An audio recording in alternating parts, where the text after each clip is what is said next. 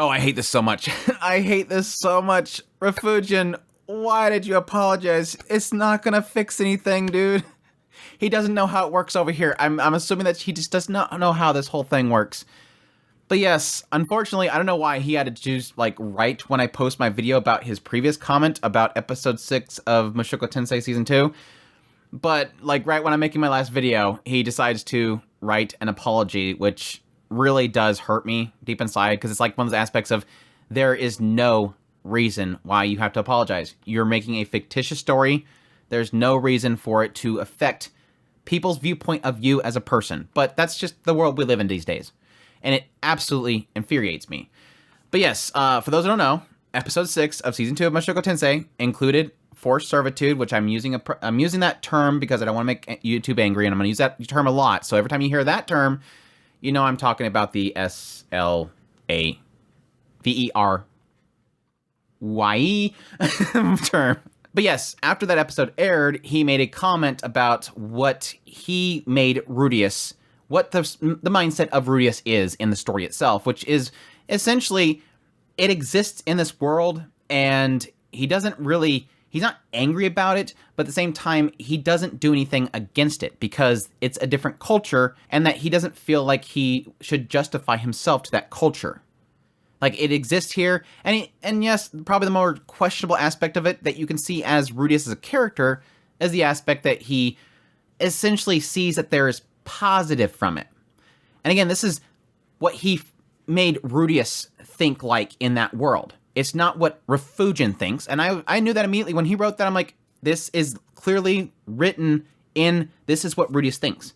Not how Rifujin thinks, but yeah, again, I think that's probably the more questionable aspect of it, is the idea that Rudius is saying there's people that were worse off, then they got captured or whatever, had to sell themselves in order to save their family from debt, and now they're, say, in a mansion at Saros, and they're a maid, and they're well fed and everything like that. They're in a really clean environment. But again, people don't like that idea of having a fictitious world with questionable content in it, even though we consume tons of media of murder and all the other stuff. But I'm putting my rant aside. To the focus. Focus, Andrew. Yes, Rifujin, a couple hours ago, made an apology. And that sucks. And now, granted, there's two different translations of this. The Google translation says an apology. So the Google translation of this tweet says, "I don't condone forced servitude myself, so I'd like to apologize. But it's true that I wrote Rudius as someone who had no aversion to forced servitude. I wrote it in a mild setting so that it can be accepted. So there's no point in justifying yourself." Again, the translation here kind of gives me the hint, the idea of, look, yes, first of all, he doesn't condone it. And second of all, he wanted to apologize. He said that he's basically saying that he wrote this world in a way that slavery is not so much in your face about how terrible it is, so that there's no reason for Rudius himself to have to justify what he's doing.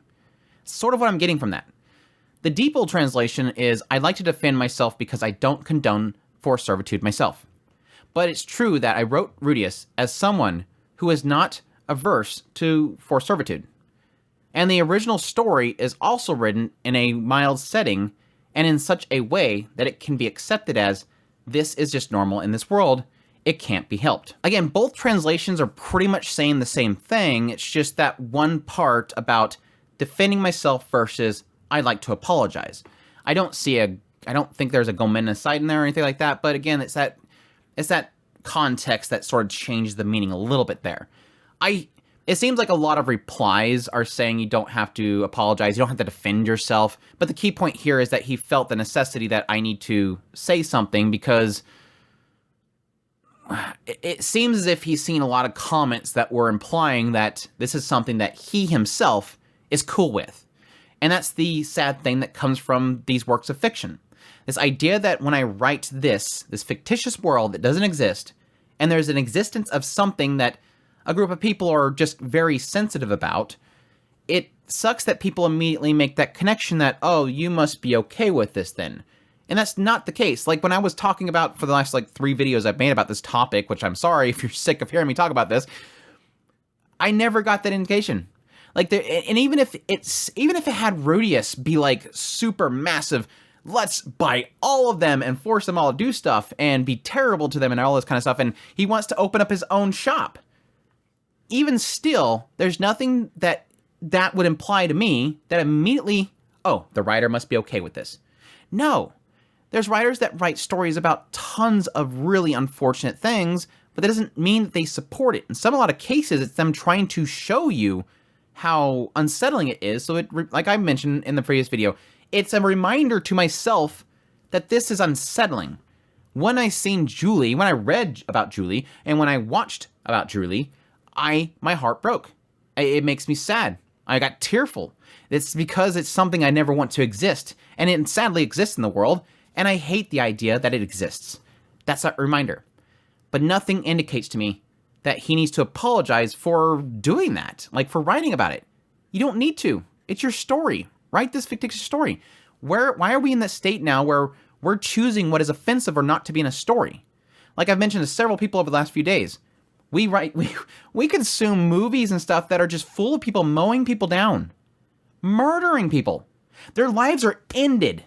But yet here, where somebody is controlling somebody's life, that's suddenly, can't do that.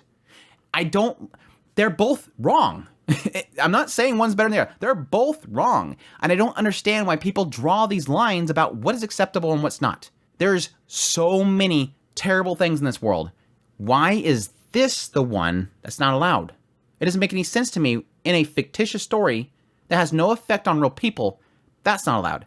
And why these people that are so upset about this won't spend their time better by, I don't know, go complain about the actual existence of it in the real world. Why is this in a story where you're going to spend all your time on Twitter complaining about it, or writing articles, or posting on a forum about? Again, it's not to say that you're not allowed to be offended by the existence of that. It's perfectly fine. It's just that extreme side that wants to cancel a person over a story about something that is technically real. And it's something that is existing, but in this case, in this story, is not harming anybody. Nor is it saying that it's right. It's an unsettling thing. It was portrayed in a way that was unsettling.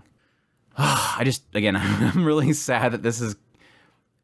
I figured this would be one of those cases where because I knew this episode was coming. So I'm like, okay, here it comes. Let's get ready for that ANN article. Let's get ready for all the tweets. Let's get ready for everybody to stay on their soapbox and talk about how evil Rifujin is for writing about a fictitious story about a fictitious existence of something that's real.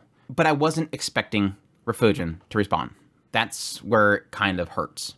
That's where it frustrates me even more. Somebody replied to him saying, ethics change with time. It's only natural that Rudius would get used to it after being there for 10 years. Again, that's one of those aspects of acknowledging that if you want to keep it into the reality of the story itself so that it's consistent and makes sense, yes, he's technically, if he had no care in his previous life, and then he goes to this other world and he spends there years and years of his life, things that are normal there are going to become... He's going to become desensitized to it to the point where it's normal to him as well. And Rifujin replied, which I'm not sure if he's replying in a state of his own mindset or Rudius himself, but he basically says, if I had been a servant myself or befriended one that was an oppressed servant, it would have been a different story.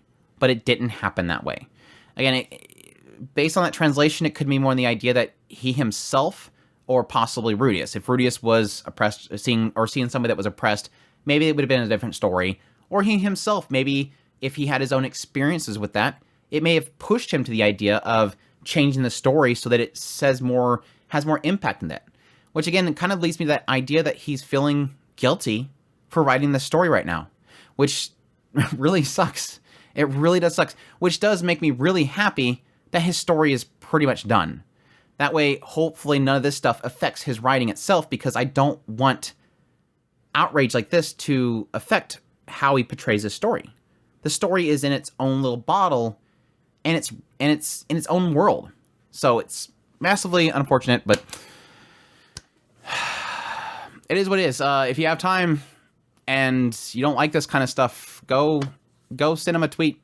Tell him, tweet. It's an X. Is it an X or post? Go send him a post on x.com. It's not a bronze site, YouTube.